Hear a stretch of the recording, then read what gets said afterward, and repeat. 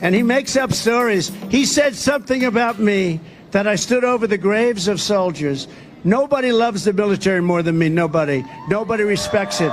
Nobody's treated it better. Nobody's done as much for the military as I have. But he said I stood over graves of soldiers, and I said, these people are suckers and losers. Think dead soldiers from World War I.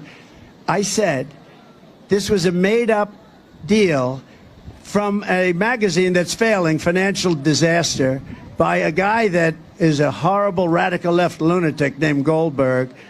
They made up a story that I said this, and they put it out, and it's been going around for 3 years. And it's just like Russia, Russia, Russia, Ukraine, Ukraine, Ukraine, 51 intelligence agents, that phony story, remember? The laptop is from Russia, they said, and they should be prosecuted for what they did. And now they took an ad using, they know it's phony, they know it's false, and now they took an ad using it. These are sick people, and I hope the military revolts at the voting booth and just says, we're not going to take it. They can say anything. They're a party of misinformation, disinformation, cheating on elections, open borders, high interest rates, and high taxes. That's all. And you can't get elected like that. So they make up stories, disinformation, a story like that. Think of it from a practical standpoint.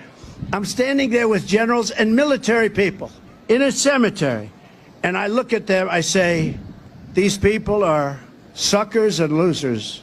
Now, think of it. Unless you're a psycho or a crazy person or a very stupid person, who would say that anyway? But who would say it to military people, with military? Because as President of the United States, I would say if I made that statement, if I have generals here, if I have it, I would imagine that most of them would end up in a major fist fight with the president, okay? And you know what? I would have said it was okay in that one instance. They made up a story. They just, out of thin air, just like a lot of the fake stories are made up by these people, because they're among the most dishonest people in the country, the fake news. They're dishonest people. This happened 3 years ago, and my geniuses said, oh, sir, don't mention it, because nobody believes. But it just never goes away. I got to mention it. I don't like mentioning it. But for me to say suckers and losers about people that died in World War I in front of military people, it's not a possibility you could say a thing like that. So it's a shame. It's a shame.